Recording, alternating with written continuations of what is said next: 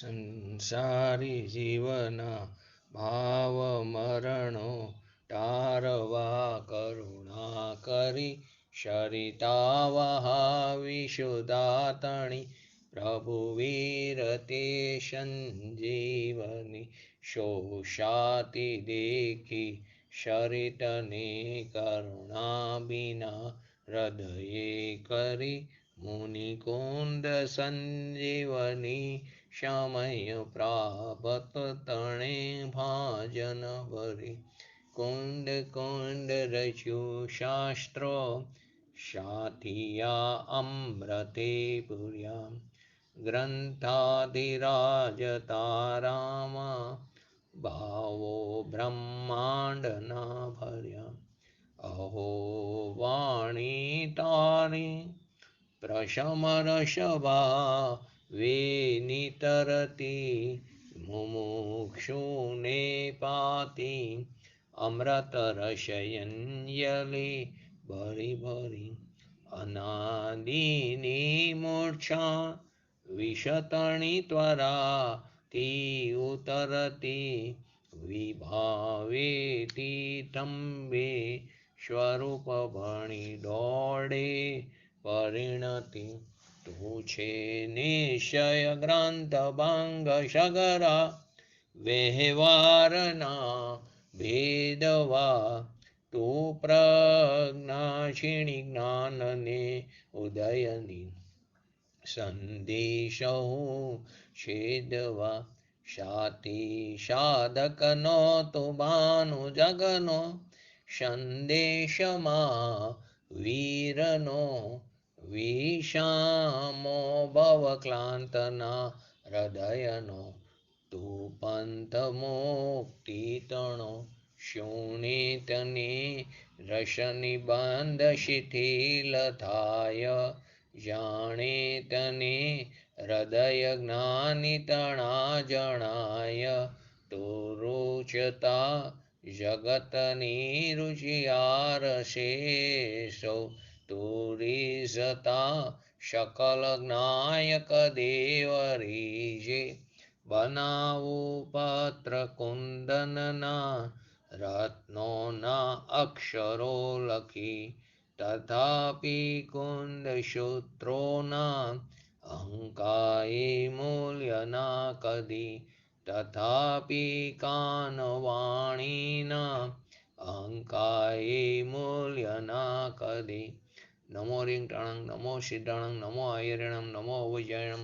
નમો લોય શવ શ્રવણમ ચતારી મંગલમ અર્યંતા મંગલમ સિદ્ધા મંગલમ શાહુ મંગલમ કેવલી પંતો ધમો મંગલમ ચતારે લોગોત્તમા અર્યંતા લોગોત્તમા સિદ્ધા લોગોત્તમા શાહુ લોગોત્તમા કેવલી પંતો ધમો લોગોત્તમા ચતારે શરણ ભોજામી અર્યંતે શરણ ભોજામી સિદ્ધે શરણ ભોજામી સાહુ શરણ ભોજામી કેવલી પંતો ધમો શરણ ભોજામી ઓમ નમો અરિહંતાણમ. આપણે ગઈકાલે 9મો શ્લોકની અંદર છેલ્લે પેલો 9મો શ્લોક જોઈ લઈ. નહીં જન્મે નહીં વરી ક્યાંય નિક્ષેપો બધા નાશે ન જાણે કેમ રે ભાઈ પ્રમાણ જ અસ્તને પામે અરે કો ભાવ દ્વેત તણા નહીં ત્યારે જ ત્યાં ભાષે અખંડિત એક આત્માનો અનુભવ થાય છે જ્યારે ત્યાં. તો કે છેલ્લે આપણે વાત કરી હતી કે શૂન્યનો પ્રસંગ હોવાથી જો તમે તમારી પર્યાયને ન સ્વીકારી, જો તમે બહારના બાહ્ય વસ્તુનો લોભ થઈ જશે તો અનંત જ્ઞેયોનો લોભ થવાથી જ્ઞાનની પર્યાયનો લોભ થશે. જ્ઞાનની પર્યાયનો લોભ થશે તો જ્ઞાનની પર્યાયનો ધારક એવા જ્ઞાન ગુણનો લોભ થશે. જ્ઞાન ગુણનો લોભ થશે તો આવા અનંત ગુણોનો ધારક દ્રવ્યનો લોભ થશે. તો શૂન્યનો પ્રસંગ હોવાથી તમને જે અનુભવ થાય છે વેદાંતી વાળાને કહે છે તે અનુભવ આકાશના ફૂલના અનુભવ જેવો છે. તો રાજમલજીએ બહુ સૂક્ષ્મ વાત બતાવી ટીકાની અંદર. એક તો એક સમયની પર્યાયને ન માને એને તો ખરેખર છ દ્રવ્યને જ નથી માન્યા. જે જીવ પોતાની એક સમયની પર્યાયને નથી માનતો એટલે કે પર્યાયનો સર્વથા નિષેધ કરે છે તેને વાસ્તવમાં છ દ્રવ્યને નથી માન્યા. છ દ્રવ્યને માયના એને કહીએ કે પર્યાયને માની. જો તમે છ દ્રવ્યને માયના એને એમ કહી કે તે તારી એક સમયની પર્યાયને માની છે અને એ પર્યાયને માને ત્યારે તો હજી તે મિથ્યા દ્રષ્ટિ પર્યાય દ્રષ્ટિ છે. ત્યારે તે પોતાની પર્યાયને માને છે ત્યાં સુધી તો તે મિથ્યા દ્રષ્ટિ છે, ત્યાં સુધી તે પર્યાય દ્રષ્ટિ છે, અને તેનું નામ વ્યવહાર કીધું છે. બહારના દયાદાન વ્રત તપ ભક્તિ આદિ એ વ્યવહારની વાત નથી, પરંતુ પોતાની જે પર્યાય છે, એક સમયની જે પર્યાય છે, જે ક્ષણિક સત છે, તેને જે માન્યું છે ત્યાં સુધી તો તું મિથ્યા દ્રષ્ટિ છે, અને ત્યાં તેને વ્યવહાર કહેવામાં આવ્યો. હવે તે વ્યવહારનું લક્ષ્ય છોડીને, એટલે કે પર્યાયનું લક્ષ્ય છોડીને, એટલે કે પર્યાયની સન્મુખતા છોડીને તેને દ્રવ્યની લક્ષ્ય કરવાની વાત બતાવી છે. દયા દાન વ્રત ભક્તિ કસાય મંદ આદિ જે કે કસાયની મંદતા પૂર્વકનો જે શુભ ભાવ આદિ જે કર્યો એ બધો વ્યવહાર ક્યાંય નથી. અહીં કોને વ્યવહાર કીધો છે? તારી એક સમયની જે પર્યાય છે, જે એક અંશ છે, તેને ત્યાં વ્યવહાર કહેવામાં આવ્યો, જે ક્ષણિક અંશ છે. તો કે જ્યાં દયાદાન વ્રત તપ ભક્તિ કસાયની મંદતા આદિ જે ક્રિયા કરી એ વ્યવહાર નથી, એને તો ત્યાં વિકાર કહેવામાં આવ્યો. તે તારું વિકાર પરિણમન છે, તે પર્યાયનો વિભાવ સ્વભાવ છે. સાચા દેવગુરુ શાસ્ત્ર એને એમ કહેલ, સાચા દેવગુરુ શાસ્ત્રો જે છે એને કહેલા તત્વોને, એને જે રીતે તત્વો બતાવ્યા છે એવા તત્વોને યથાર્થ માને, એવા તત્વોને જેમ છે તેમ યથાર્થ માને, ત્યારે તો તેને વ્યવહાર જ્ઞાનની પર્યાય, ત્યારે તેને વ્યવહારને માન્યો, એક સમયની જ્ઞાનની પર્યાયને માની, પણ એ હજી પરલક્ષી છે, તે હજી પરલક્ષી છે. તેને વ્યવહાર કીધો છે ને તે ખરેખર અભૂતાર, તે ખરેખર અભૂતાર છે, તે આશ્રય કરવા લાયક નથી. એ પરનું લક્ષ છોડવા, એ ભેદને, પર્યાય ભેદને અત્યંત ગૌણ કરીને, કેવો અત્યંત ગૌણ કરીને, સર્વથા અભાવને પરંતુ અત્યંત ગૌણ કરીને અંતરદ્રષ્ટિમાં તે દ્વૈતપણું ભાસતું નથી, ત્યાં અદ્વૈતપણું ભાસે છે.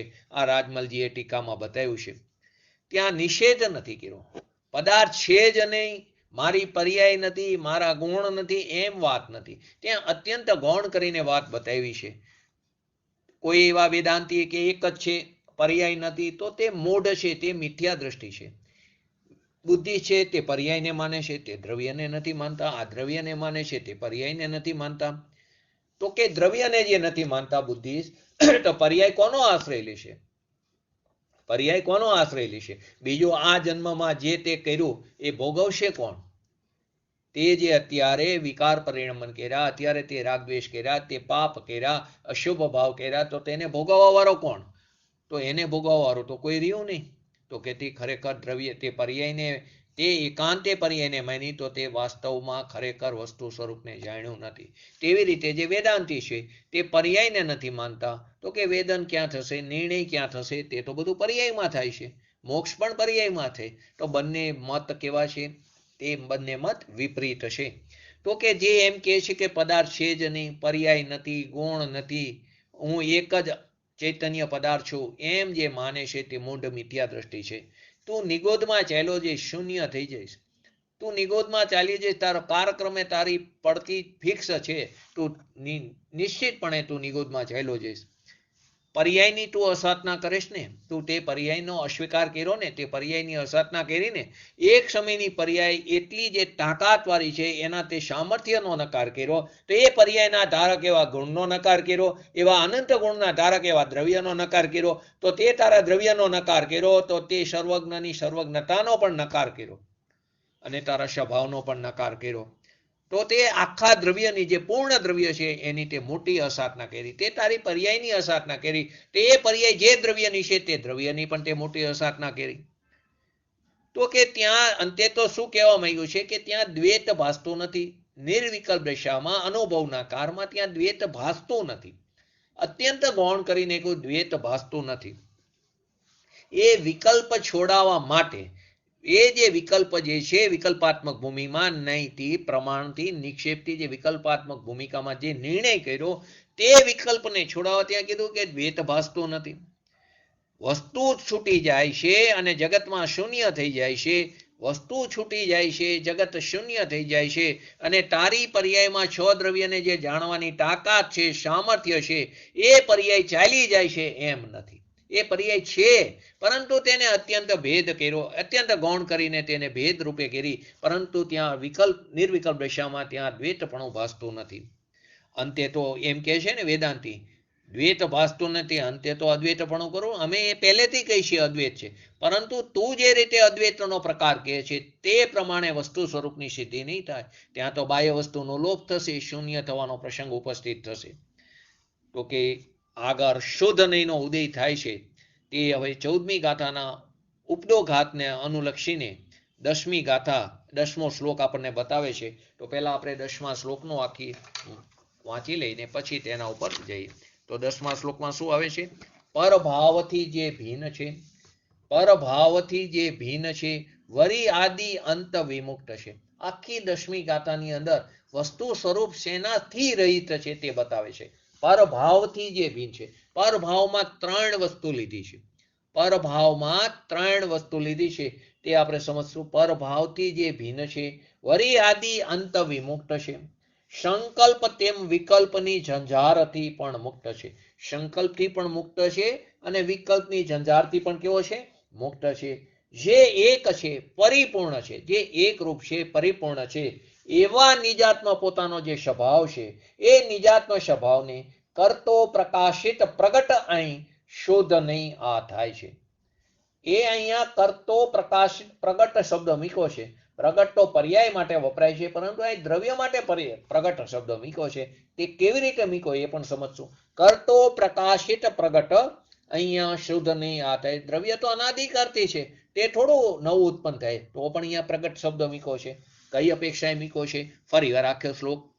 પરભાવથી જે ભિન્ન છે, વરી આદિ અંતથી કેવો છે? વિમુક્ત છે. સંકલ્પ તેમ વિકલ્પની ઝંઝારથી પણ મુક્ત છે. જે એક છે, પરિપૂર્ણ છે, એવા નિજાત્મ સ્વભાવને કરતો પ્રકાશિત પ્રગટ અહીંયા શુદ્ધ નહીં આ થાય છે. તો પરભાવથી ભિન્ન કીધો, આદિ અંતથી રહિત કીધો, પરિપૂર્ણ કીધો, સંકલ્પ વિકલ્પની ઝંઝારથી મુક્ત કીધો, એવા આત્મ સ્વભાવને પ્રકાશિત કરતો શુદ્ધ નહીં ઉદયને પ્રાપ્ત થાય છે. અહીં પરભાવની અંદર 3 વસ્તુ લીધી. એક પદ્રવ્ય લીધું, પરભાવની અંદર એક પદ્રવ્ય લીધું, પદ્રવ્યોના ભાવ લીધા અને પદ્રવ્યોના નિમિત્તે ઉત્પન્ન થતા પોતાના વિભાવ ભાવ લીધા. 3 વસ્તુ લીધી પરભાવમાં. પરભાવમાં એક તો પદ્રવ્ય લીધું, બીજી વસ્તુ લીધી પદ્રવ્યોનો ભાવ લીધો અને ત્રીજું પદ્રવ્યના નિમિત્તે થતા પોતાના વિભાવ ભાવને લીધા.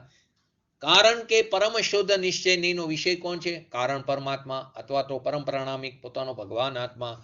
એ આ બધાથી કેવો હોય છે? ભિન્ન હોય છે. પરમ શુદ્ધ નિનો જે વિષય છે તે કોણ છે? શુદ્ધાત્મા છે, જે આ બધાથી કેવો છે? ભિન્ન છે. દ્રવ્ય કર્મ, ભાવ કર્મ, નો કર્મ. પેલું સંક્ષિપ્તમાં આખી ગાથાનો સાર કહી દઉં છું શ્લોકનો. દ્રવ્ય કર્મ, ભાવ કર્મ, નો કર્મ, આદિ પૂતગલ દ્રવ્યોમાં પોતાપણું થવું. હવે સંકલ્પ અહીં કોને કીધો? વિકલ્પ કોને કીધો છે? દ્રવ્ય કર્મ, ભાવ કર્મ, નો કર્મ, આદિ પૂતગલ દ્રવ્યમાં પોતાપણું સ્થાપવું, તેનું નામ સંકલ્પ કીધો. દ્રવ્ય કર્મમાં આમપણું સ્થાપવું, તેનું નામ સંકલ્પ કીધો. દ્રવ્ય કર્મ, ભાવ કર્મ, નો કર્મ આદિ જે પૂતગલ દે છે તે પૂતગલ દ્રવ્યોમાં પોતાપણું સ્થાપવું, તેને અહીંયા સંકલ્પ કીધો. અને જ્ઞેયોના ભેદથી, અનંત જ્ઞેયો છે તે અનંત જ્ઞેયોના ભેદથી જ્ઞાનમાં ભેદ જાણવો. અનંત જ્ઞેયોના ભેદથી જ્ઞાનમાં ભેદ જાણવો, તેને અહીંયા વિકલ્પ કીધું. ફરી વાર સંકલ્પ કોને કીધું? દ્રવ્ય કર્મ, ભાવ કર્મ, નો કર્મ આદિ જે પૂતગલ દ્રવ્યો છે એમાં પોતાપણું સ્થાપવું, એને અહીંયા સંકલ્પ કીધો. અને જે જ્ઞેયો છે, અનંત જ્ઞેયો છે, તે અનંત જ્ઞેયોના ભેદથી જ્ઞાનમાં ભેદ જાણવો, તેને શું કહેવામાં આવ્યું? તેને અહીંયા વિકલ્પ કહેવામાં આવ્યો. શુદ્ધ જ્ઞેયનો જે વિષય પોતાનો પરમ પ્રાણામિક ભગવાન આત્મા છે તે આ સંકલ્પ અને વિકલ્પથી કેવો છે? રહિત છે. બધી ઝંઝારથી કેવો છે? મુક્ત છે. એ પાછો કેવો? આદિ અંતથી, તો કે અનાદિ અનંત છે, અનાદિથી છે ને અનંતકાળ સુધી રહેવાનો છે. અને તે કેવો છે? પરિપૂર્ણ તત્વ છે. એમાં કોઈ પણ પ્રકારની કાંઈ પણ ઓછપ રહેતી નથી. અહીં જે પરભાવની ચર્ચા છે, અને જેને પ્રકાશતો શુદ્ધ નહીં, જેને પ્રકાશતો શુદ્ધ નહીં ઉદય થાય છે, તે જ આત્મ સ્વભાવના દ્રષ્ટિનો વિષય છે. અહીંયા જે પરભાવની ચર્ચા છે અને જેને પ્રકાશતો થકો જે શુદ્ધ નહીં ઉદય પામે છે, તે આત્મ સ્વભાવની દ્રષ્ટિનો ખરેખર વિષય છે. તેના આશ્રય સમ્યક દર્શન, જ્ઞાન, ચારિત્ર, નિશ્ચય રત્નત્રયની પ્રાપ્તિ થાય છે. હવે બે વસ્તુ લીધી. એક તો 13મી ગાથા આપણે આગળ આવી ગઈ. 13મી ગાથામાં જેને ભૂતાર્થ નહીં કીધો હતો 13મી ગાથામાં શુદ્ધ નહીંને ભૂતાર્થ નહીં કીધો હતો. તો 13મી ગાથામાં જેને ભૂતાર્થ નહીં કીધો હતો તેને જ અહીંયા શુદ્ધ નહીં કીધો. 13મી ગાથામાં જેને ભૂતાર્થ નહીં કીધો તો એને અહીંયા શુદ્ધ નહીં કીધો.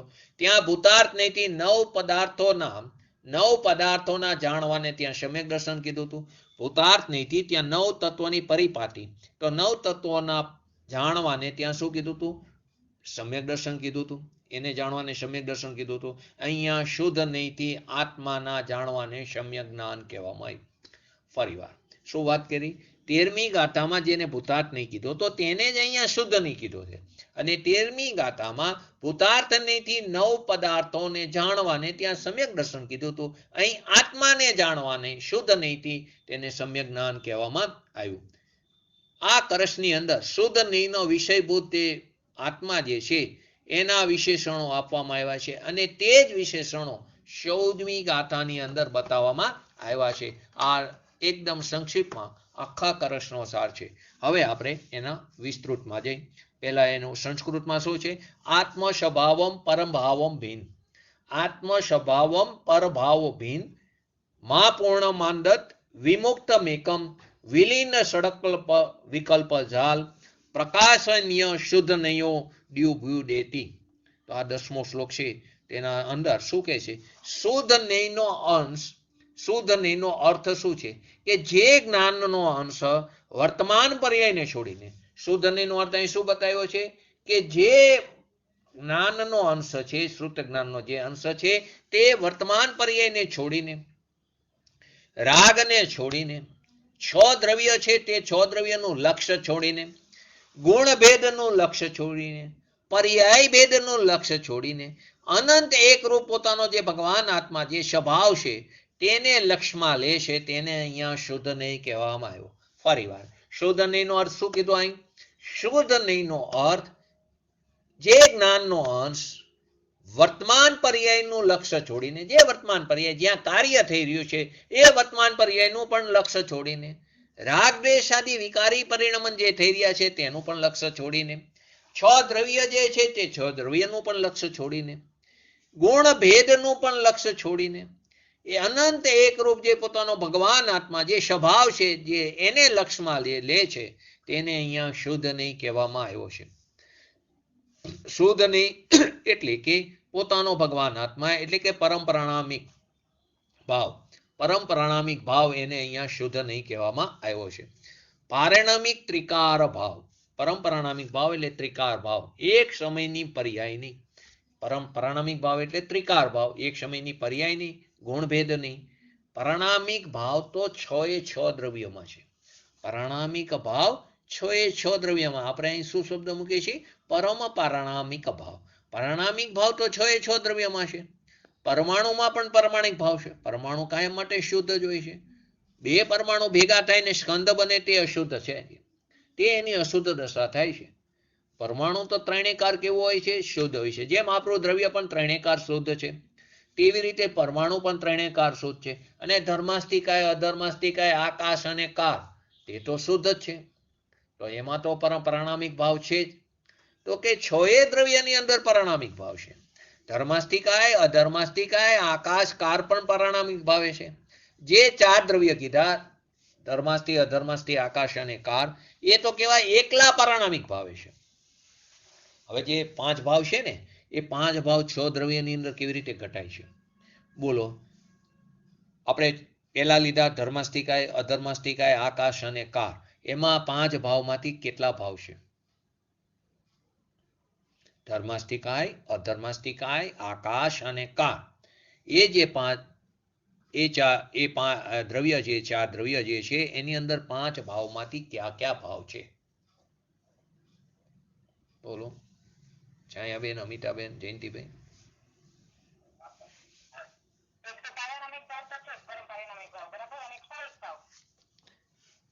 બોલો જયંતિભાઈ.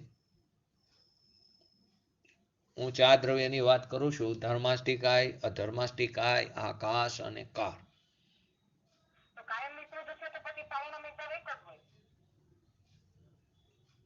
બરાબર. હવે બરાબર ક્ષાયિક ભાવ ન હોય અહીંયા. અહીંયા શું છે? એકલો પારણામિક ભાવ. ધર્માસ્તિકાય, અધર્માસ્તિકાય, આકાશ અને કાર એ કેવા છે? ચાર દ્રવ્ય એકલા પારણામિક ભાવે છે. એકલો એક જ પારણામિક ભાવ અહીંયા પડ્યો છે. પરમ પણ ન મૂકો. એકલો પારણામિક ભાવ પડ્યો છે. નહીં, પારણામિક ભાવ એકલા પરમ પારણામિક ભાવ એ ખાલી જીવ તત્વ માટે, કેમ કે તેની અંદર પોતે, એની અંદર જ્ઞાન છે ને, એ પોતે પોતાને પણ જાણી શકે છે અને પર પણ એમાં જણાય છે. તેમાં બધા દ્રવ્યો એના પ્રમેયત્વ શક્તિને કારણે તેની જ્ઞાનની સપાટી ઉપર જણાય છે. તો કે દ્રવ્ય, ગુણ અને પર્યાય એ પણ ત્રણેય કેવા છે? પારણામિક ભાવે છે. દ્રવ્ય પણ પારણામિક ભાવે છે, ગુણ પણ પારણામિક ભાવે છે અને પર્યાય પણ કેવી છે? ત્રણેય પારણામિક ભાવે છે. હવે વાત છે પૂતગલ દ્રવ્યની. પૂતગલ દ્રવ્યમાં કેટલા ભાવ છે? ચાર દ્રવ્ય છે ને, જીવ, પૂતગલ, ધર્મ, અધર્મ, આકાશ અને કાર. તો પૂતગલ દ્રવ્યમાં કેટલા ભાવ છે?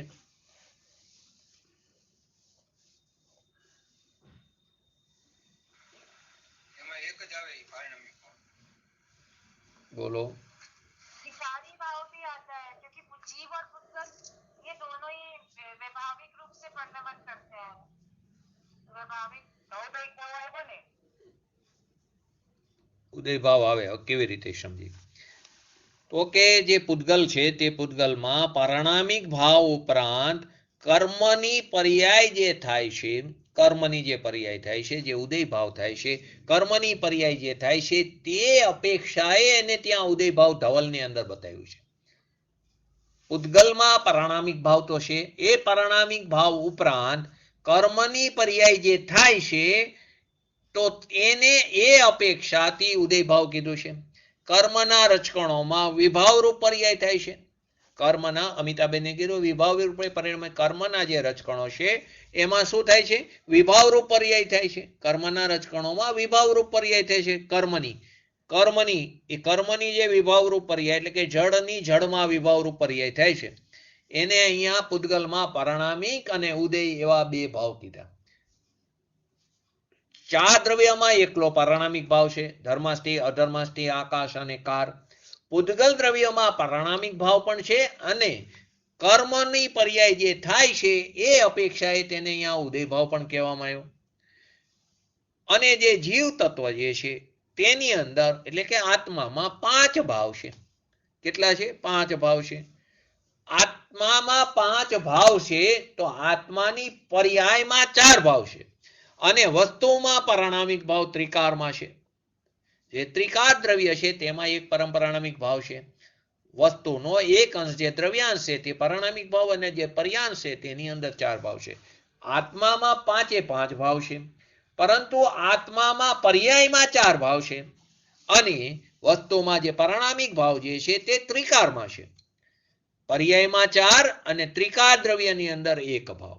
તો હવે છ દ્રવ્યના ભાવમાં લો તો ચાર દ્રવ્ય જે છે ધર્માસ્તિકાય, અધર્માસ્તિકાય, આકાશ અને કાર, એ ચાર દ્રવ્યની અંદર એકલો પારણામિક ભાવ છે. પૂતગલ દ્રવ્યની અંદર પારણામિક ભાવની ઉપરાંત કર્મની પર્યાય જે થાય છે તે અપેક્ષાએ તેને ત્યાં ઉદય ભાવ પણ કીધું, કેમ કે કર્મના રચકણોમાં વિભાવ રૂપ પર્યાય થાય છે અને જે આત્મા જે છે તે આત્મામાં પાંચ ભાવ થાય છે. હવે આત્માની પર્યાયમાં ચાર ભાવ થાય છે અને એ ત્રિકાર જે દ્રવ્ય છે તેમાં એક પારણામિક ભાવ થાય છે. બીજી રીતે આપણે જોઈએ તો પણ આપણે આગળ આવી ગયું છે અર્થ પર્યાય ને વ્યંજન પર્યાયની અંદર. તો જે ચાર દ્રવ્ય જે છે ને, ધર્માસ્તિ, અધર્માસ્તિ, આકાશ અને કાર, એ ચાર દ્રવ્યમાં હંમેશા બે જ પર્યાય હોય છે, સ્વભાવ વ્યંજન પર્યાય અને સ્વભાવ અર્થ પર્યાય. આ બે દ્રવ્ય જે છે જીવ અને પૂતગલ, એમાં સ્વભાવ અર્થ પર્યાય, વિભાવ અર્થ પર્યાય, સ્વભાવ વ્યંજન પર્યાય અને વિભાવ વ્યંજન પર્યાય, આ ચારેય પર્યાય થાય છે. પરંતુ આ જે ચાર દ્રવ્ય છે એમાં તો સ્વભાવ અર્થ પર્યાય અને સ્વભાવ વ્યંજન પર્યાય જ થાય છે. તો આત્માના સ્વભાવને અહીંયા તો એ જે ચાર ભાવ છે ને, પર્યાયમાં જે ચાર ભાવ છે ને, એ ચાર ભાવનું જ લક્ષ છોડાવું છે. પર્યાય પોતાનામાં છે, પોતાની અંદર આ ચાર ભાવ થાય છે, એ ચાર ભાવનું અહીં લક્ષ છોડાવું છે. એમાંથી પણ લક્ષ્ય છોડાવું. બહારના દયાદાન, વ્રત, તપ, ભક્તિની તો વાત જ નથી, પરંતુ અહીં આત્માની પર્યાયમાં થતા જે 4 ભાવ છે ત્યાંથી પણ લક્ષ્ય છોડાવવાની વાત છે. એક જે પોતાનો ભગવાન આત્મા, ચિદાનંદ ભગવાન આત્મા, જે પરમ પ્રણામિક જે છે તેનું લક્ષ્ય કરવા, એનો આશ્રય કરવાની વાત બતાવી છે. રાગ અને 4 ભાવનો નિષેધ કરવાની વાત છે. નિષેધ એટલે લક્ષ્ય છોડાવવાની વાત છે. નાયક રૂપ એક પોતાનો પરમ પ્રણામિક ભગવાન આત્મા જે છે કે જેની અંદર ગુણભેદ નથી, પર્યાય ભેદ નથી, આદિ અંતથી રહિત છે, સંકલ્પ અને વિકલ્પની જારથી રહિત છે, એવા ભગવાન આત્મા જે પરમ શુદ્ધ નિશ્ચયનો વિષય છે, એવો પરમ પ્રણામિક ભગવાન આત્માનો આશ્રય લઈ ત્યારે નિશ્ચય રત્નત્રયની પ્રાપ્તિ થાય છે. તો કે નહીં નિક્ષેપ પ્રમાણના વિકલ્પનો પણ ત્યાં આશ્રય નથી. નહીંના વિકલ્પોનો નહીં, પ્રમાણના વિકલ્પોનો નહીં અને નિક્ષેપના વિકલ્પનો પણ ત્યાં આશ્રય નથી. એકલો પોતાના ચૈતન્ય સ્વભાવનો આશ્રય છે. આવા આત્મ સ્વભાવને પ્રગટ કરતો, આવા આત્મ સ્વભાવને પ્રગટ કરતો તે ઉદયરૂપ થાય છે. આવા આત્મ સ્વભાવને તે પ્રગટ કરતો તે ઉદયરૂપ થાય છે. કોણ? શુદ્ધ નહીં. આવા આત્મા સ્વભાવને પ્રગટ કરતો તે ઉદયરૂપ, શુદ્ધ નહીં ને પ્રગટ શબ્દ મૂક્યો છે, પ્રગટ કરતો ઉદયરૂપ થાય છે. આત્મા શુદ્ધ નહીં પ્રગટ થાય છે એમ કીધું શ્લોકની અંદર. આત્મા એટલે કે શુદ્ધ નહીં પ્રગટ થાય છે. પ્રગટ તો હંમેશા પર્યાય થાય, નહીં તો શુદ્ધ નહીં ને પ્રગટ થવાની વાત કીધી. શુદ્ધ નહીં થયો એમ કીધું ને, પ્રગટ થયો એમ કીધું ને, તો કેમ કીધું એને?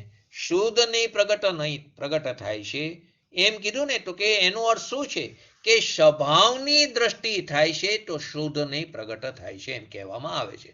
જ્યારે પોતાના નિજ સ્વભાવની દ્રષ્ટિ થાય છે ત્યારે શુદ્ધ નહીં પ્રગટ થયો એમ કહેવામાં આવે છે. શબ્દ એવો આવ્યો કે શુદ્ધ નહીં પ્રગટ થાય છે, આત્મ સ્વભાવને પ્રગટ કરતો ઉદયરૂપ થાય છે, એટલે કે શુદ્ધ નહીં પ્રગટ થાય છે. તો કે શુદ્ધ નહીં પ્રગટ થાય એટલે શું? કે સ્વભાવની દ્રષ્ટિ જ્યારે થાય છે તો શુદ્ધ નહીં પ્રગટ થાય છે એમ કહેવામાં આવ્યા. દ્રવ્ય તો પ્રગટ જ હતું, દ્રવ્ય પ્રગટ થયું એમ કીધું ને, પણ એ કઈ અપેક્ષાએ કીધું? તો દ્રષ્ટિમાં આવ્યું ને તો દ્રવ્ય પ્રગટ થયું એમ કીધું. દ્રષ્ટિમાં જ આવ્યું, દ્રષ્ટિનો વિષય બન્યો ત્યારે દ્રવ્ય પ્રગટ થયું એમ કહેવામાં આવ્યું. દ્રવ્ય તો હતું જ, એ કઈ નવું નથી આવ્યું, પણ દ્રષ્ટિમાં નહોતું ને, એનો સ્વીકાર નહોતો ને, એટલે કે જ્યારે દ્રષ્ટિમાં આવ્યું ને ત્યારે તેને પ્રગટ થયું એમ કહેવામાં આવ્યું. દ્રષ્ટિમાં આવ્યું તો પ્રગટ થયું, દ્રષ્ટિમાં આવ્યું તો એને પ્રગટ થયું. 11મી ગાથામાં શું કીધું તું? એક તો વાત પહેલા આર્વિભાવ ને તિરોભાવની ઘણી વાર વાત આવે છે. ઘણી વાર લોકોને ખબર નથી હોતો કોને આર્વિભાવ કેવો, કોને તિરોભાવ કેવો. તો કે જ્ઞાયક ભાવ આર્વિભાવ થાય છે, આવે છે અંદર 11મી ગાથામાં જ્ઞાયક ભાવ આર્વિભાવ થાય છે. તો જ્ઞાયક ભાવ થોડો આર્વિભાવ થાય, આર્વિભાવ એટલે થોડો પ્રગટ થાય. જ્ઞાયક ભાવ આર્વિભાવ થાય છે. તો જ્ઞાયક ભાવ તો ત્રિકાર છે, પણ દ્રષ્ટિમાં નહોતો ને, એ દ્રષ્ટિમાં નહોતો માટે એમ કે છે કે આર્વિભાવ પ્રગટ થાય છે. જ્ઞાયક ભાવ આર્વિભાવ થાય છે કેમ? તો કે દ્રષ્ટિમાં નહોતો. આમ તો ત્રિકાર છે. દ્રષ્ટિમાં ત્યાં સુધી શું હતું? ભેદ હતો, રાગ હતો, નિમિત્ત હતો, જે આપણને અત્યારે છે. આપણી દ્રષ્ટિમાં શું છે? રાગ દ્વેષાદી વિકારી પરિણમન છે. આપણી દ્રષ્ટિમાં અત્યારે ભેદ છે. આપણી દ્રષ્ટિમાં અત્યારે નિમિત્તા ઉપર લક્ષ્ય છે. તો એ જ્ઞાયક અપ્રગટ થઈ ગયો. એ જ્ઞાયક કેવો? અપ્રગટ એટલે કે તિરોભાવ થઈ ગયો, ઢંકાઈ ગયો. જ્ઞાયક તો હતો જ, પણ એ દ્રષ્ટિમાં નહોતો માટે એને તિરોભાવ થઈ ગયો એમ કહેવામાં આવ્યું. અને દ્રષ્ટિમાં આવ્યું, દ્રષ્ટિમાં સ્વીકાર થયો તો આર્વિભાવ થઈ ગયો. જ્ઞાયક તો પહેલેથી જેમ છે તેમ ને તેમ છે જ્ઞાયક ભાવ. તો કે અત્યાર સુધી આપણને દ્રષ્ટિમાં શું છે? તો કે રાગ છે, ભેદ છે, નિમિત્ત આદિ છે. તો જ્ઞાયક અપ્રગટ તિરોભાવ થઈ ગયો. એ દ્રષ્ટિમાં આવ્યો તો જ્ઞાયક ભાવ આર્વિભાવ થઈ ગયો. એ જ્યારે દ્રષ્ટિમાં આવ્યો તો જ્ઞાયક ભાવ કેવો થઈ ગયો? આર્વિભાવ થઈ ગયો. આર્વિભાવ તો ખરેખર જ્ઞાયકનો નથી થતો, પર્યાયનો થાય છે. અને તિરોભાવ પણ પર્યાયનો થાય છે.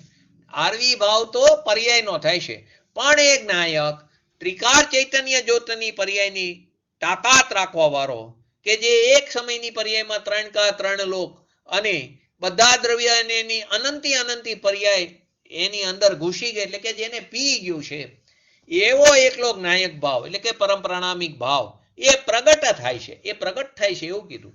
તો એ પ્રગટ થાય છે એ તો ખરેખર એ તો છે જ, પણ દ્રષ્ટિમાં એમાં ગઈ, દ્રષ્ટિમાં એનો સ્વીકાર થયો, દ્રષ્ટિ એમાં ગઈ તો પ્રગટ થઈ ગયો એમ કહેવામાં આવે છે. જે તિરોભાવ હતો તે કેવો હતો? તિરોભાવ હતો. દ્રષ્ટિમાં તિરોભાવ હતો. નાયક તિરોભાવ નો હતો, દ્રષ્ટિમાં તિરોભાવ હતો. એ દ્રષ્ટિમાં આવિર્ભાવ થઈ ગયો. જે દ્રષ્ટિમાં તિરોભાવ હતો એ દ્રષ્ટિમાં આવિર્ભાવ થઈ ગયો. વસ્તુ તો છે એની છે, એ કઈ પર્યાયમાં આવી જાય છે અને વસ્તુ ઢંકાઈ જાય છે એમ ત્રણ કારમાં નથી. એ વસ્તુ કઈ પર્યાયમાં આવી જાય છે અને ઢંકાઈ જાય છે એવી ત્રણ કારમાં નથી. ફરી વાર શું કીધું? કેમ એને શુદ્ધ નહીને પ્રગટ કરતો કીધો, પ્રગટ થાય છે એમ કીધું?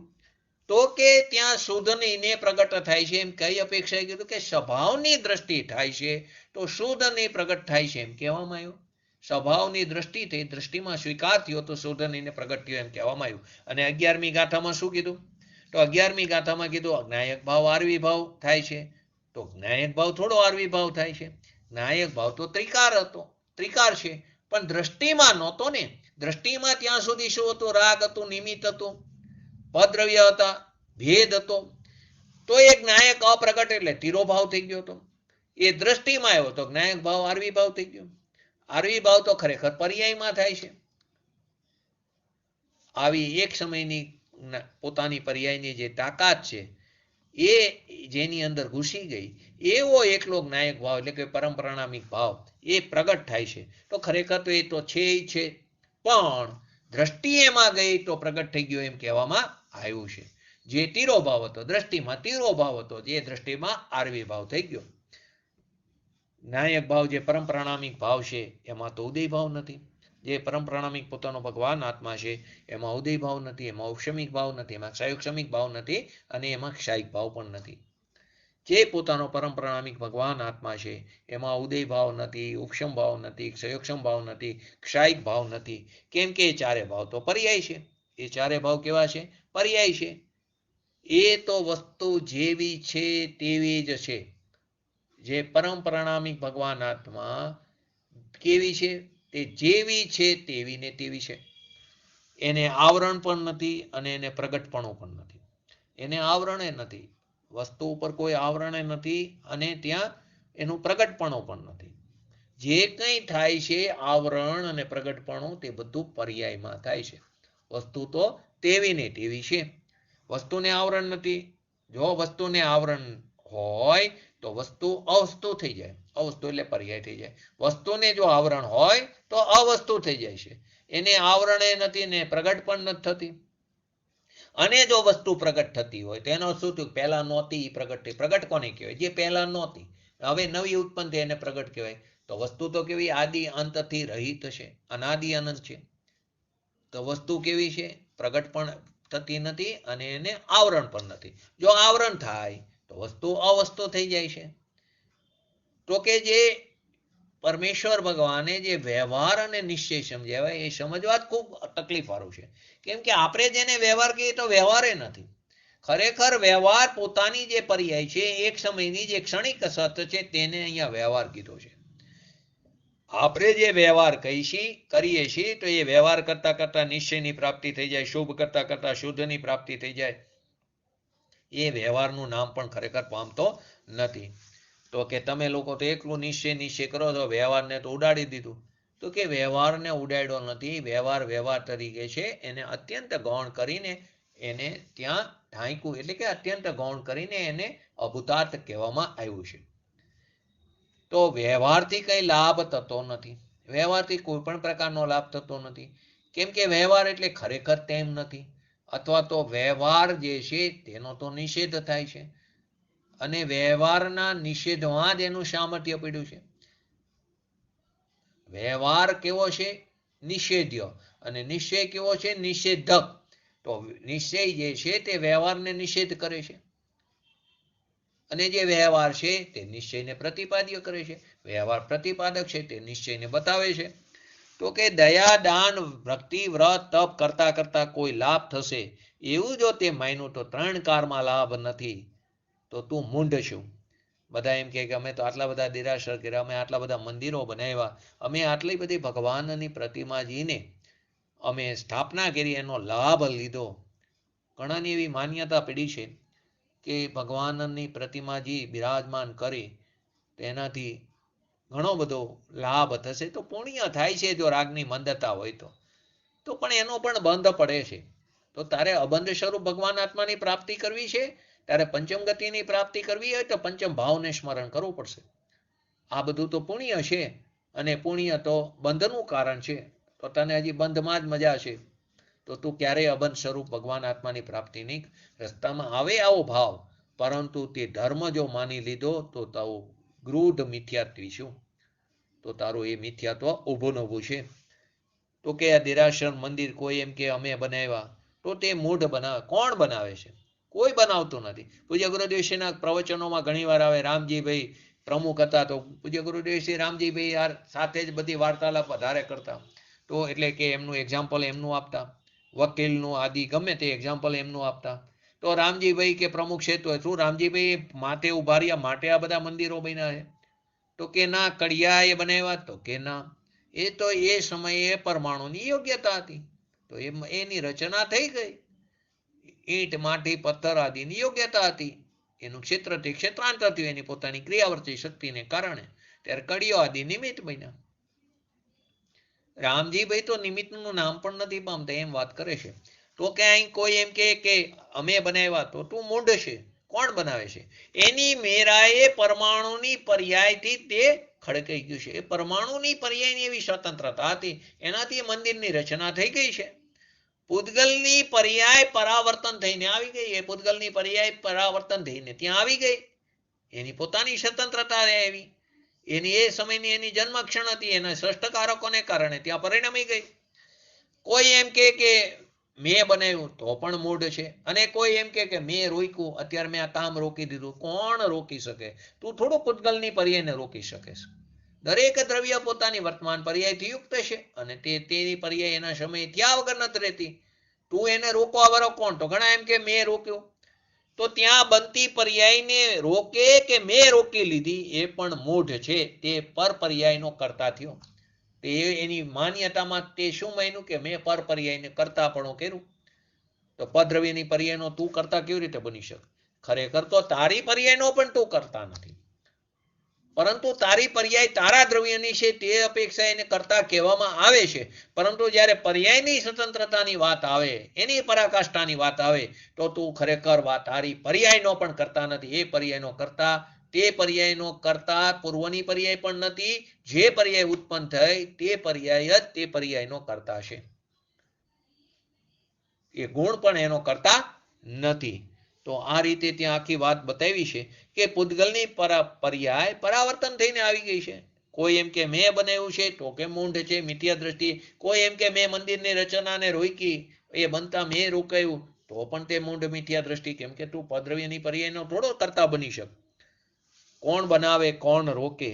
તો કે શુભ ભાવ આવે છે. એ શુભ ભાવ આવે છે રસ્તામાં, તો ભાવ આવ્યો અને મંદિર બન્યું, એમ ત્રણ કાળમાં શક્ય નથી. કોઈને એવો શુભ ભાવ આવ્યો અને મંદિર બન્યું, એમ નથી.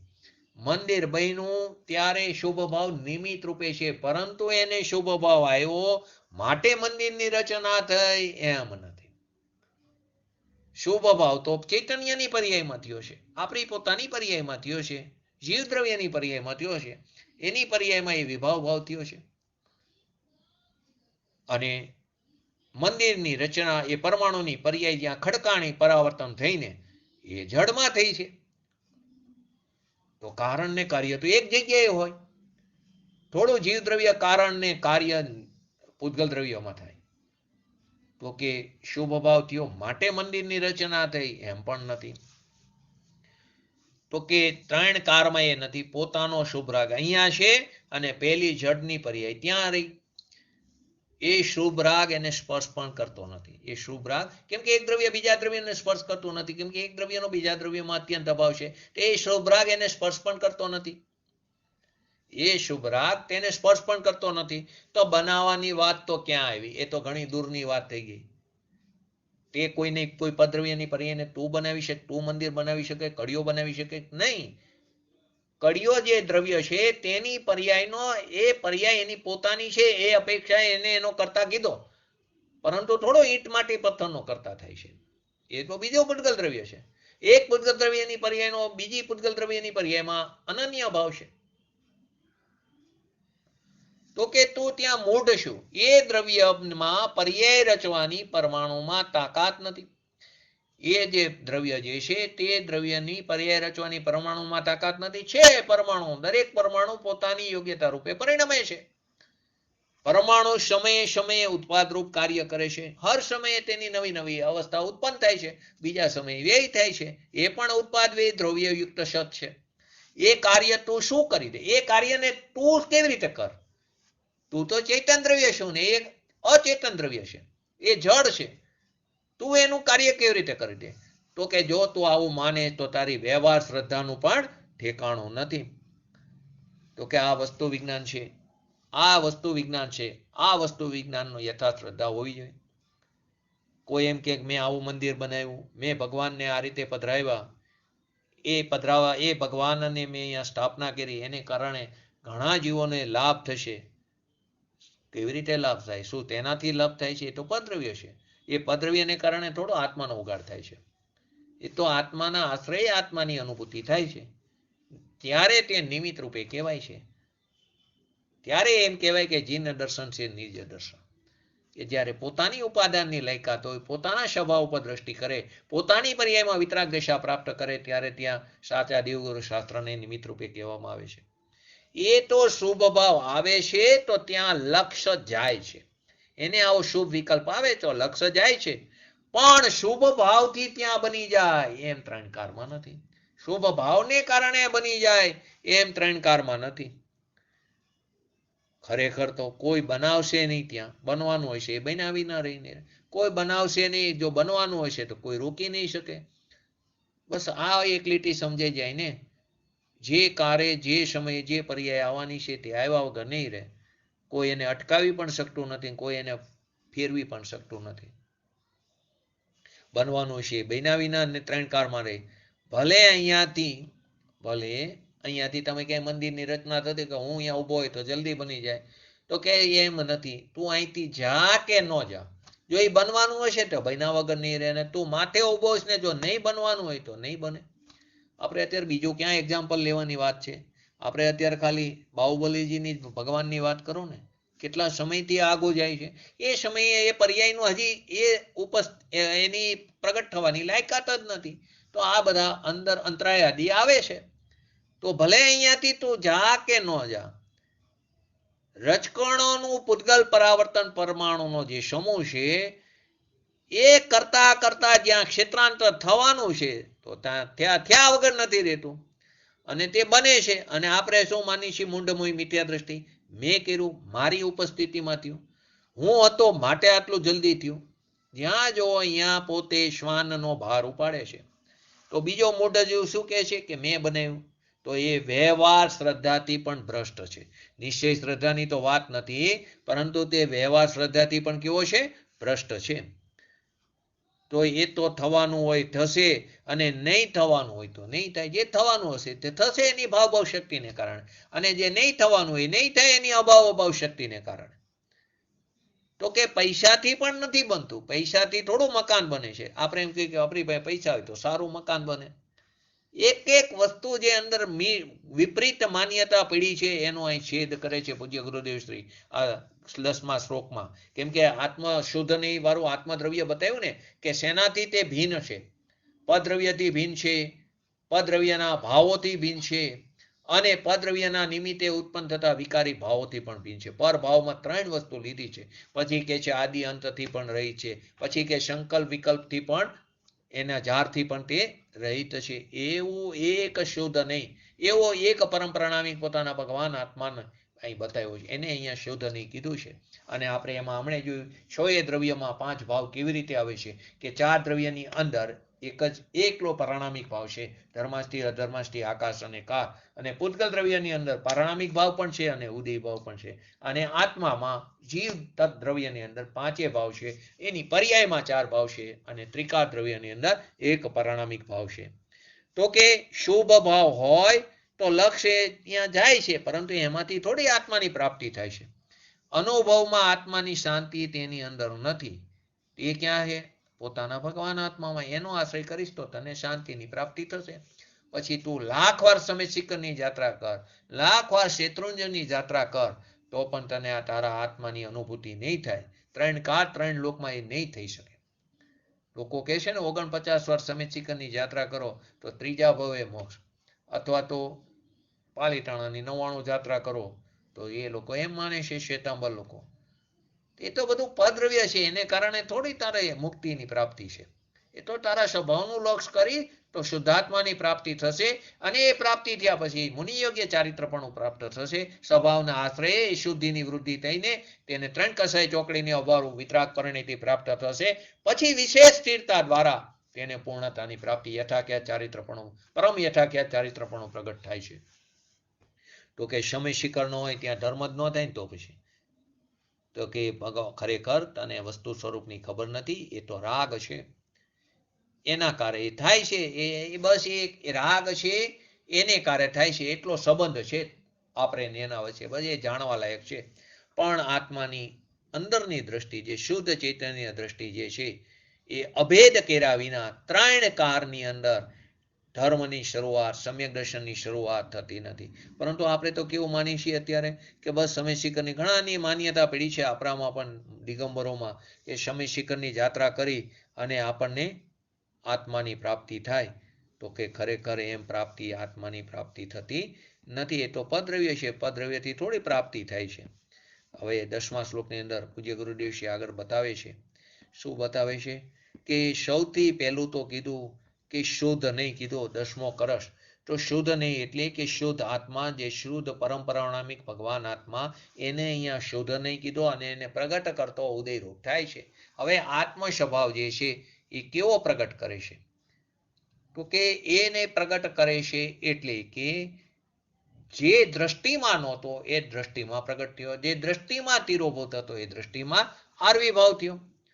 તો આત્મ સ્વભાવને તે પ્રગટ કરે છે. અંતરદ્રષ્ટિનો વિષય એટલે કે શુદ્ધ નહીંનો જે વિષય પરંપરાનામિક જે ભગવાન આત્મા છે, તેનાથી આ બધું કેવું છે? ભિન્ન છે. કર્મ પણ ભિન્ન છે, શરીર પણ ભિન્ન છે. પહેલું જ આવ્યું દ્રવ્ય કર્મ, ભાવ કર્મ અને નો કર્મથી ભિન્ન છે. સમયસારની શરૂઆતમાં દ્રવ્ય કર્મ, ભાવ કર્મ, નો કર્મથી રહી તેવી સિદ્ધ દશાને નમસ્કાર કરીને મંગલાચરણ કર્યું છે. તો કર્મ અને શરીરથી કેવું છે? ભિન્ન છે. પદ્રવ્યના ભાવથી પણ કેવું છે? ભિન્ન છે. કર્મના આદિનો ઉદય, આદિ જે ભાવ છે, જે પર્યાય છે, તેનાથી પણ ભિન્ન છે. પદ્રવ્યનો ભાવ એટલે કર્મ આદિનો જે ઉદય છે તેનાથી પણ તે ભિન્ન છે. પદ્રવ્યથી પણ ભિન્ન, અને પદ્રવ્યનો જે ઉદય ભાવ છે તેનાથી પણ તે ભિન્ન છે. અને પદ્રવ્યના નિમિત્તે ઉત્પન્ન થતા પોતાના રાગદ્વેષ આદિ જે વિકારી ભાવ છે તેનાથી પણ કેવો છે? ભિન્ન છે. એટલે કે પદ્રવ્યના લક્ષ્ય ઉત્પન્ન થતા પોતાની પર્યાયમાં પુણ્ય, પાપ, શુભાશુભ ભાવ જે આદિ થાય છે તેને વિભાવ ભાવ કીધા, તેનાથી પણ તે કેવો છે? ભિન્ન છે. એવા પરભાવોથી તે ભિન્ન શુદ્ધ નહીં પ્રગટ કરે છે. શું શબ્દ મૂક્યો છે શ્લોકની અંદર? આત્મ સ્વભાવ પરભાવ ભિન્ન. આત્મ સ્વભાવ પરભાવ ભિન્નમ. તો કે આત્મ સ્વભાવ પરભાવ ભિન્નમ, પરભાવની અંદર 3 વસ્તુ લીધી. પદ્રવ્ય લીધું, પદ્રવ્યના ભાવ લીધા, પદ્રવ્યના નિમિત્તે ઉત્પન્ન થતા રાગદ્વેષ આદિ વિકારી ભાવ, એ બધાને શું કીધું? પરભાવ કીધું. પછી શું કે છે? પરભાવ ભિન્ન. પછી કે આત્મ સ્વભાવ પરભાવ ભિન્ન એટલે કર્મ, શરીર આદિ પદ્રવ્યથી ભિન્ન, એની પર્યાય એટલે કે પદ્રવ્યના ભાવ એટલે કે જે કર્મનો ઉદય થાય છે એ એનાથી પણ જુદો, અને કર્મના ઉદયના લક્ષ્ય ઉત્પન્ન થતા વિકારી ભાવ એનાથી પણ તે જુદો. એવા પરભાવોથી તે ભિન્ન પ્રગટ કરે છે. પછી કે છે આપૂર્ણમ. આપૂર્ણમ, આપૂર્ણમ એટલે શ્લોકની અંદર આવે છે આપૂર્ણમ. આપૂર્ણમ એટલે અનંત ગુણો સંપૂર્ણપણે તેની અંદર પડેલા છે. પહેલા કીધું આત્મ સ્વભાવને પરભાવથી ભિન્ન કીધું. પછી શું કીધું? આપૂર્ણમ. આપૂર્ણમ એટલે આ એટલે અનંત ગુણો સંપૂર્ણપણે એની અંદર ભિન્ન, એની અંદર પડ્યા છે. પેલા પરભાવથી ભિન્ન કીધું, અને બીજો આત્મા કેવો છે? અનંત ગુણોથી ભરેલો છે, એ એની પ્રજા છે. સમસ્ત પ્રકારે અનંત ગુણોથી પરિપૂર્ણ આત્મા છે. અને પછી કે સમસ્ત લોકાલોકને તે જાણનાર છે. એનો સ્વભાવ છે. સમસ્ત લોકાલોકને જાણનાર છે એટલે કે બધાને જાણવા દેખવા વાળો એવો એનો ત્રિકાર સ્વભાવ છે. ત્રણ વસ્તુ લીધું. પહેલા પરભાવોથી ભિન્ન કીધું, પરભાવોમાં પરદ્રવ્યથી ભિન્ન કીધું અને પરભાવથી ભિન્ન કીધું. હવે એની અંદર ત્રણ વસ્તુ લીધી. પરભાવમાં પરદ્રવ્ય લીધું, પરદ્રવ્યના ભાવો લીધા અને પરદ્રવ્યના નિમિત્તે ઉત્પન્ન થતા પોતાના વિકારી ભાવ લીધા. પછી કીધું આપૂર્ણમ. આપૂર્ણમ એટલે અનંત ગુણોથી તે ભરેલો છે. પછી કે સમસ્ત લોકાલોકને જાણનાર છે. કેમાં બતાવે? શુદ્ધ નહીંનું સ્વરૂપ બતાવે છે. શુદ્ધ નહીંનું એટલે કે પરંપરાણામિક ભગવાન આત્માનું સ્વરૂપ બતાવે છે. તો કે તે સમસ્ત લોકાલોકને એટલે કે જાણવા દેખવા વાળો એનો ત્રિકાર સ્વભાવ છે. એ ત્રિકાર સ્વભાવ તેને શુદ્ધ નહીં દેખાડે છે. એને શુદ્ધ નહીં દેખાડે છે એટલે કે પ્રગટ કરે છે, એટલે કે અનુભવ કરાવે. પ્રગટ કરે છે એટલે કે અનુભવ કરાવે. જે દ્રષ્ટિમાં અત્યાર સુધી રાગ હતું, નિમિત્ત હતું, પદ્રવ્ય હતા, તેને શું કરે છે? તે દ્રષ્ટિમાં નહોતો એને તે દ્રષ્ટિમાં લીધો અને જે દ્રષ્ટિમાં વિભાવ ભાવ હતા તે ઉડી જાય છે. ત્યાંથી દ્રષ્ટિ હટાવી દે છે અને પોતાના સ્વભાવ ઉપર દ્રષ્ટિ કરે છે. એટલે કે જે તિરોભૂત થઈ ગયો તો તે આરવી ભાવ થઈ ગયો તો અનુભવ કરાવે છે. તો કે અહીંયા વાત જે બતાવી કે જ્ઞાનમાં ભેદ જે હવે વિકલ્પ સંકલ્પ. સંકલ્પ કોને કીધો અને વિકલ્પ કોને કીધો? મેં આગળ કીધું કોને સંકલ્પ કીધો, કોને વિકલ્પ કીધો? બોલો. સંકલ્પ અને વિકલ્પ. કોને સંકલ્પ કીધો, કોને વિકલ્પ કીધો?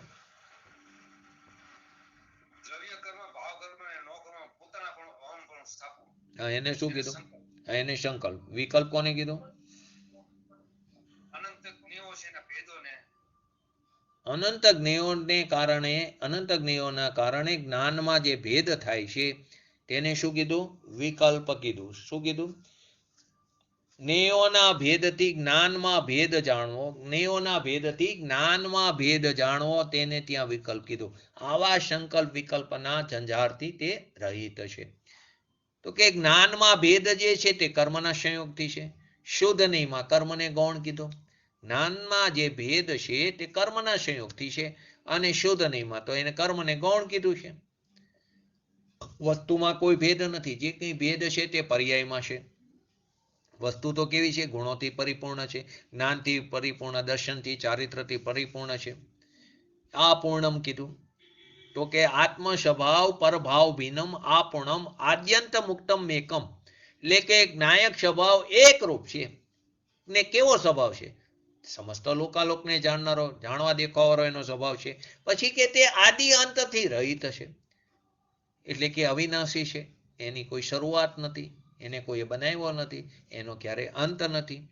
એવો આદિ અંતથી રહિત જે એકરૂપ જે સ્વભાવ જે છે એ એકરૂપ સ્વભાવનો આશ્રય કરતા નિશ્ચય રત્નત્રયની પ્રાપ્તિ થાય છે. જે પરથી ભિન્ન છે એવું શુદ્ધ નહીં તેને બતાવે છે.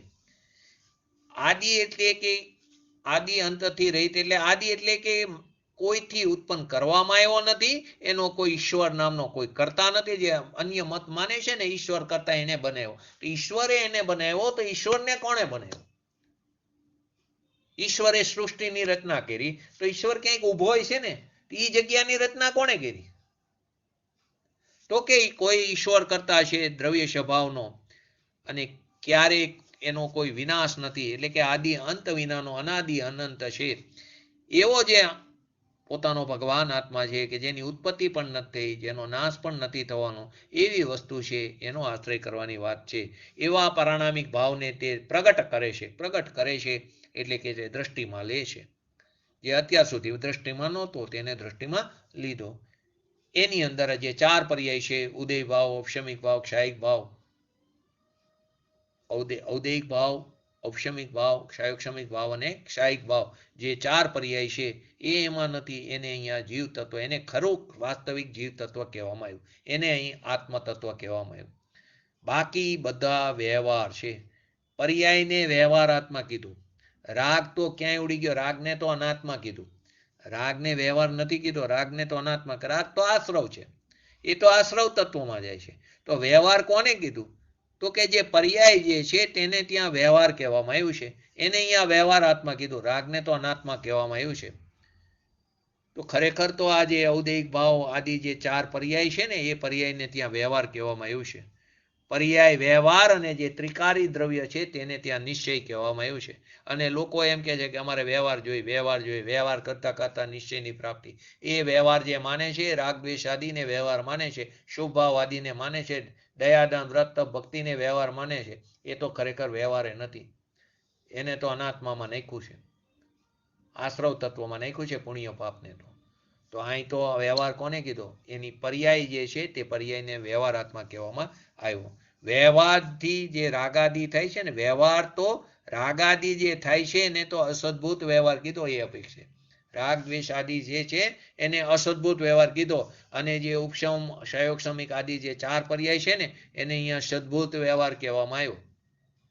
ઓલાને ઉપચારિક કહેવામાં આવ્યો અને અનૌપચારિક કહેવામાં આવ્યો. સદભૂત એટલે અનૌપચારિક સદભૂત વ્યવહાર નહીં, શુદ્ધ સદભૂત વ્યવહાર નહીં. ઓલો અશુદ્ધ સદભૂત વ્યવહાર નહીં, ઉપચારિત આપણે વ્યવહાર એની અંદર આવી ગયું છે. અને આ જે છે તે પંચાધ્યાય પ્રમાણે આ વાતને લીધેલી છે. તો એનાથી રહિત આત્માને બતાવે છે. એનું નામ અહીંયા શુદ્ધ નહીં કહેવામાં આવ્યું છે. આવા શુદ્ધ નહીંનો આશ્રય લેવાથી નિશ્ચય રત્નત્રયની પ્રાપ્તિ થાય છે. આવતા શુક્રવારે ફરી આ 10મા શ્લોકની અંદર આગળની વાત કરશું. અને પછી આને જ અનુલક્ષીને 14મી ગાથા છે તેમાં આની વિશેષ વાત કરશું. આપણે પણ આવા પોતાના પરમ પ્રણામિક ભગવાન આત્માનો આશ્રય લઈને નિશ્ચય રત્નત્રયની શીઘ્ર ને શીઘ્ર પ્રાપ્ત કરી એવી પરમ વિરલ ભાવના સાથે આજનું વ્યક્તિત્વ પૂરું કરું છું. જય જિનેન્દ્ર. બોલો સ્તુતિ, બોલો કોઈ પણ.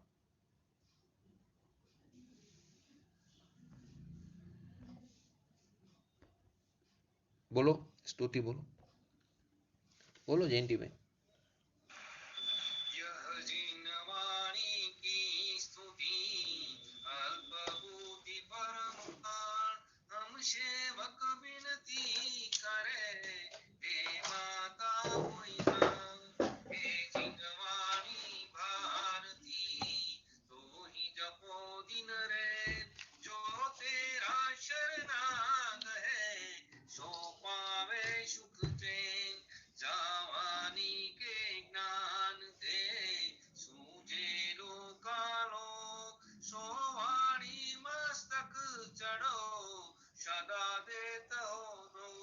નમો રિંગટાણંગ નમો સિદ્ધાણંગ નમો આયરણમ નમો અવજયણમ નમો લઈશવ શ્રવણમ ચત્તારી મંગલમ અરિયંતા મંગલમ સિદ્ધા મંગલમ શાહુ મંગલમ કેવલી પંતો ધર્મ મંગલમ ચત્તારી લોકોતમા અરિયંતા લોકોતમા સિદ્ધા લોકોતમા શાહુ લોકોતમા કેવલી પંતો ધર્મ લોકોતમા ચત્તારી શરણ ભોજામી અરિયંતે શરણ ભોજામી સિદ્ધે શરણ ભોજામી શાહુ શરણ ભોજામી કેવલી પંતો ધર્મ શરણ ભોજામી. બોલીએ શ્રી પંચ પરમેષ્ઠી ભગવંતોનો જય હો. બોલીએ શ્રી જીનવાણી માતનો જય હો. બોલીએ શ્રી પરમ પૂજ્ય પરમ ઉપકારી સદગુરુ દેવનો જય હો. બોલીએ શ્રી પ્રસમમૂર્તિ ભગવતી માતનો જય હો. બોલીએ શ્રી સનાતન જૈન દિગંબર ધર્મનો જય હો. જય હો.